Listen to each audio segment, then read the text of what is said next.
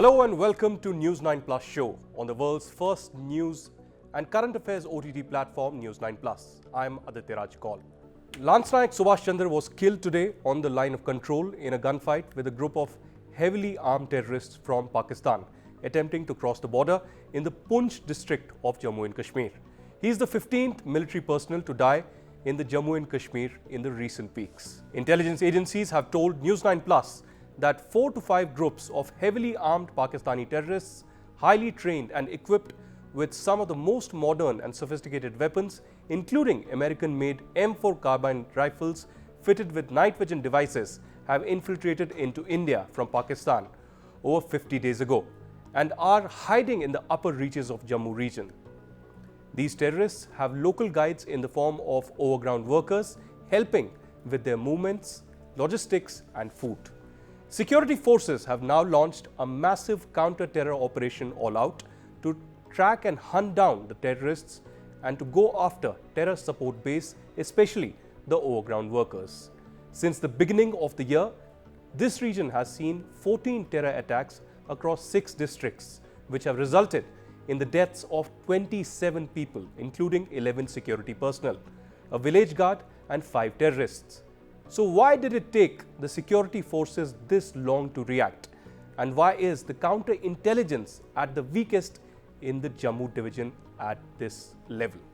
Joining me to discuss this on the News9 Plus show are General Hasnain, the former GOC of the 15 Corps, and General Sanjay Kulkarni, former DG of the Infantry. Thank you very much for joining us on the News9 Plus show. General Hasnain, I've been reading you extensively. You've been writing not just now, but for years together on Jammu and Kashmir. You've had, incredible experience on ground there.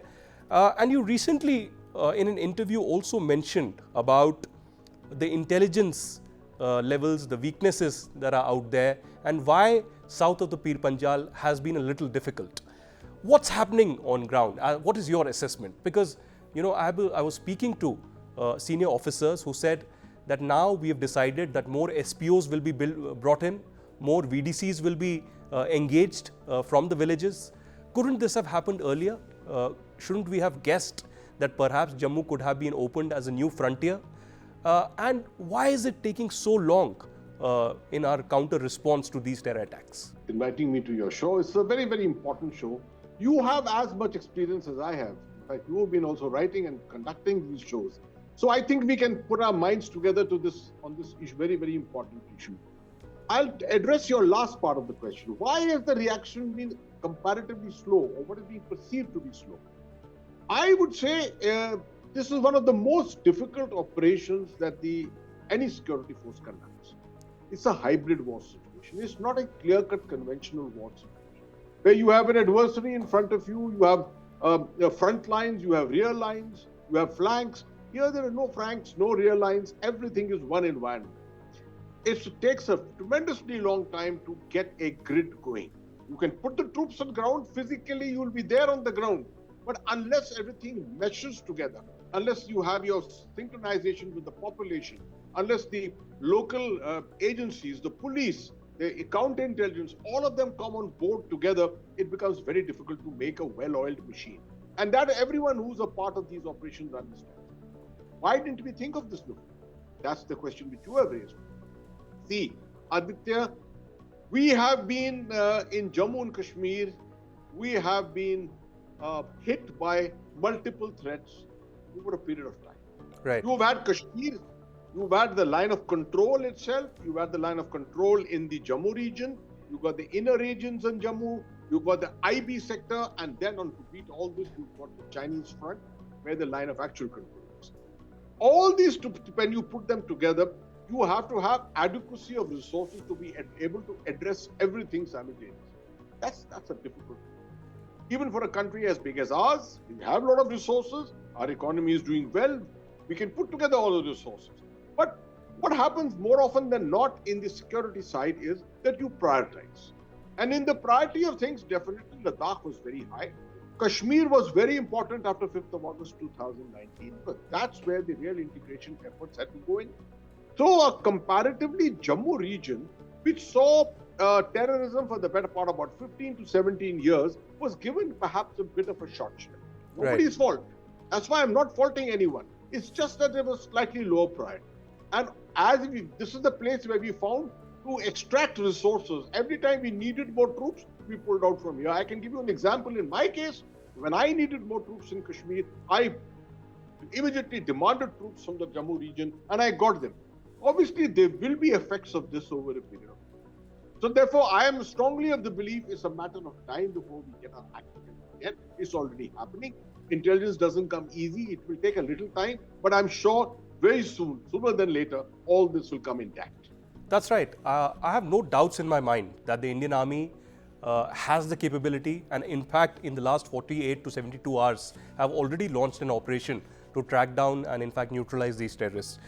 General Kulkarni, I have this sheet in my hand where I have this data of the last 3 years. I've been trying to study this ever since the ceasefire actually began. Now, I'm not going into whether the ceasefire was wrong or right, but the question here is that we have had more than 50 casualties of security personnel. We've also had, in the last only 30 to 40 days, about 10 terror attacks in Jammu or major encounters that have been taking place.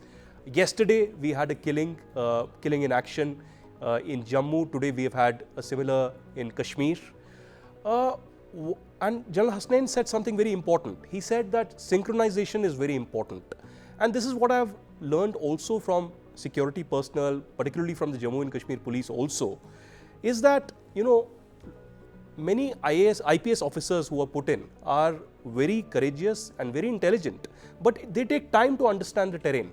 They take time to understand and build a rapport with the people. Is that a weakness? And also the redeployment that has happened in the last 3 years towards Ladakh. Do you think that these are some of the areas where we need to perhaps recalibrate our strategy? Thank you. And nothing more can be said than what General Hasnain has said, because he's actually an authority since he was there. But since I commanded my battalion in Doda, and at the time, and from 96 to 99, and on and off postings over there subsequently as sub-area commander also. So I know what exactly the ground is. What happens is, over a period of time, especially in the Jammu division, we've had normalcy. And since the normalcy has been there for a long time, a bit of, and then obviously if the need is felt somewhere, the troops will be withdrawn because there's just, I wouldn't say use the word idling around, but they don't have as much as what to do that they have in the valley is concerned. The valley has a fantastic counterinsurgency grid, very nice deployments, everybody well synchronized, everyone right from the police to the central armed police forces, as also the army, all synchronized, various meetings, everything's in place. In Jammu over a period of time, as I said, I was there from 96 to 99, and thereafter then things were stabilized, and for the last about 20 years, things are looking quite normal. Invariably, when things start getting normal, it's the duty of the police and the local administration to take charge. They cannot always perpetually outsource their individual security to the security forces. The security forces are there to bring in normalcy. And once normalcy is brought in, they should take charge of it. Somewhere down the chain, probably yes, they would have.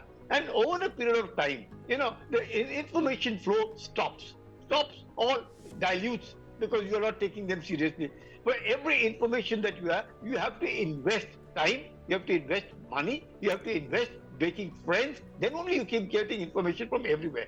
Now, again, from my own example over there, we had Mr. Chamanlal Gupta. He was the minister later, and since around the same time. And he just walked into my office because my office was bang on the road. So he wanted to know because generally the CEO of an RR battalion will fly a national flag. So he walked in to see who's it. He came in and he asked me, Colonel, what can I do for you? I said, can I get about 1,000 odd SPOs? He said, definitely. I said, but I want 200 girls and I want about 800 boys. He said, no problem. He paid for them. I think it was 1,500 rupees those days or 1,800 rupees, something like that. And invariably, then I established again. You can well imagine my own battalion, and I have another 1,000 people acting as my eyes and ears. So much better that I have all girls, all boys spread all over. I am not responsible to them except for whatever little, whenever they came food, well, reporting to me twice a day, ensuring that this thing, a little bit of management, but they were all in their respective villages and feeding me with adequate information. The slightest, even if they saw someone who was not known to them, they would report. They would be part of my ROPs. They would be able to identify the buses that these are the people who are not there. And the kind of things that you all would do in the insurgency area. You found that these SPOs, then we graduated to VDCs, started giving them 303s, and then ensured areas like Navapachi, Warwan, distant areas, Pada, Patnazi, they have huge areas spread all around Kishtwar, Doda, Bhadarwa, everywhere. And we could control an area so large because of our eyes and ears. Now, these eyes and ears, you have to invest a lot of time, a lot of money, make friends, make things, and there's information flow. Now, when everything is normal, hunky-dory, the COs are also changing. There you find what you rightly said. I had an IPS officer there, young officer who's come from some other state, and first he doesn't understand the language. Then he has a little other problem. Then there are local. The local man is Precisely. from the rank and has become an officer over there. Here's the officer who's come straight from the Academy of IPS and the first posting. Then you have other people over there. So there is a lot of problems. There's no denying the fact. Jammu division was taken for granted that nothing happens here. Now here you have what is called as a mixed population. Very nicely said. So you have mixed population, so information should flow. It doesn't flow. It is easier to get information in the valley than to get information in this mixed population area. Somewhere the population may be 50-40, 60-40, depending whether it's Kishtwar, Doda, Riyasi, Rajouri, Punj, Kathua, and all the Udhampur, and all these places over there. So this information flow is very important. The moment the information flow dries up, whatever the reason, and it takes time to build again, because you have to invest a lot of time and money, as I said, again and again, into these eyes and ears. Right? The next part is the huge forested areas, very difficult. In these forests, you cannot live off the land. You have to have someone giving you logistic support, and that logistic support comes from these OGWs. And once you've invested your time and money, these eyes and ears tell you that these are the houses that you really need to look into it, and then you know how to handle it. Then you will find all these women who go for grass cutting in the morning, late, you will be carrying huge amount of breakfast for them, leave it at a particular place, carry ammunition, carry messages. Then families whose house, one of our child is a militant, he's moving around there. So these kind of a mix. What I personally feel, somewhere down the chain, I go along with your Hasnain, a bit of synergy between all of it is required. And that synergy is very essential. It must flow. We have to hit very, very hard at all these OGWs, and they are giving information. This Bakarwal, the Gunjar, all of them. Absolutely, absolutely. Top. They all have to be sort of taken along. Otherwise, you'll find it's very difficult because the terrain is very difficult. Synergy is something that is essential, that is important, and this is the time to show that synergy on ground, and I'm sure that is happening. But General Hasnain, if I can come to you on a broader issue, and this is involving Pakistan. I have a comparative analysis of the last 6 months in my hands right now, that every time there was a major attack in Balochistan or in KPK, whenever the Pakistani army or the frontier corps experienced heavy casualty, the same day there was a major terror attack in Kashmir or in Jammu. This is actually happening from Feb this year to July, every single day.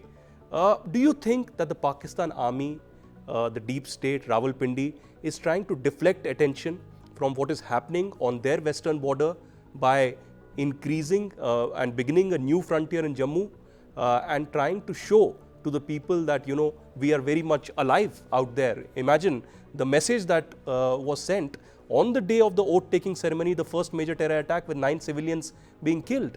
And do you also think, sir, that Asif Munir actually wants an extension? And perhaps this is one of the ways of doing that. See, Aditya, I have been often interpreting, writing and analyzing and saying that Pakistan has invested 35 years here. Yes. Tremendous amount of money, time and resources. Lots of lives have been lost of the Pakistan army, of Pakistani-sponsored terrorists, everyone. And they have gained almost nothing. With what happened on the 5th of August, the clock has been turned around and integrative effort is going on, outreach to the people, and it's a matter of time. Everyone talks about it's a matter of time, and you find almost this generation and the next generation of people getting integrated into the Indian system completely. Pakistan cannot accept, because this investment, 35 years, is so important for its national perception of its own national security. And you know, Pakistan is not ruled by a monolith, it is ruled by different layers of the deep state itself. So one layer of the deep state may never know what the second layer of the deep state is doing. Your observation is very interesting. I have not really come across it myself to say that every time something happens in Balochistan or Khyber Pakhtunkhwa, there is almost in sync with that, there's an action here. But the one which took place on the 9th of June was most interesting. It should have been expected, because a huge symbolic gesture of the swearing in of the Prime Minister, the third coming of the Prime Minister, democracy, the success of democracy in India, Lok Sabha elections conducted in peacefully with 58% turnout in Jammu and Kashmir. These were great symbols, and obviously to counter that, that was the moment when Pakistan had to do something. And they did it. And they did it in such a way so that the ripples and the implications of that travel around the rest of India. They chose their target very sensibly. They looked at the possibility. They could have targeted an army bus or an army vehicle or something like that. But they realized the implications by targeting pilgrims, Hindu pilgrims on top of that, in an area like that, which Sanjay Kulkarni was saying was 40, 60, 60, 30 or whatever it is. It has its own connotations.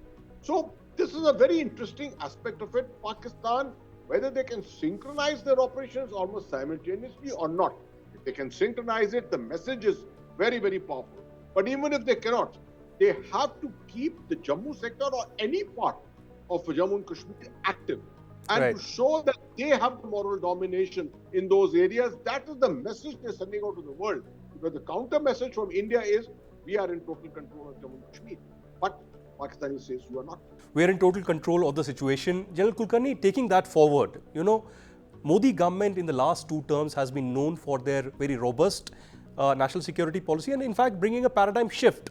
The narrative, in fact, has been such. We have spoken about the surgical strikes, we have spoken about Balakot, we have spoken about a very robust and very important message by these counterattacks. But what do you think that the government of India, and particularly the Indian Army, should be prepared for, or perhaps do now? Do you think this is time, just like in 2003, Operation Sarf Vinash that happened, a similar kind of an operation? We know, of course, that a lot of special SF soldiers have been brought in to Jammu.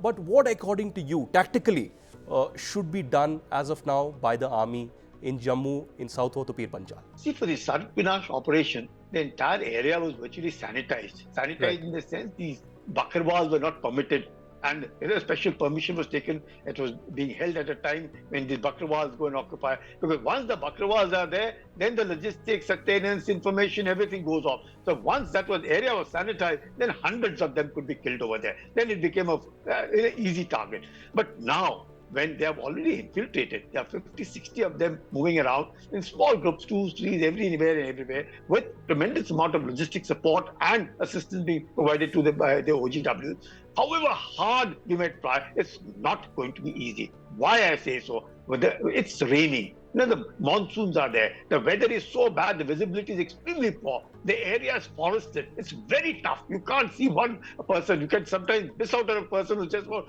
2 meters ahead of you. So in an area like that, operating, you can bring in 3,000 people. You can bring in all kinds of things. Yes, they will be on the run. Positively, they'll be on the run. You may find incidents going down. But to be able to eliminate them is something which I have my reservation. Because of the area, firstly. Secondly, because the inflow has to be there. Even if you have an inflow coming in, you really need people to be able to identify them. Now, these people who are working in conjunction with them are totally different lot. Now, they have compromised for small sums, big sums, whatever sum they be, whatever the reasons it may be. So, even though we have, and can you imagine Rajouri, Poonch, Riyasi, Kishtwar, Doda, Udhampur, your entire belt of touching Anantnag, from Kishtwar itself, from Sinthan Pass, you can get into Anantnag. You go down to Warwan and you can get into Anantnag from the Napachi side. You come down over from Bhadarwa, you can get into Pir. So south of Pir Panjal, the terrain is very tough. Number one. Number two, if you have OGW network functioning, it's extremely difficult to be able to lab them.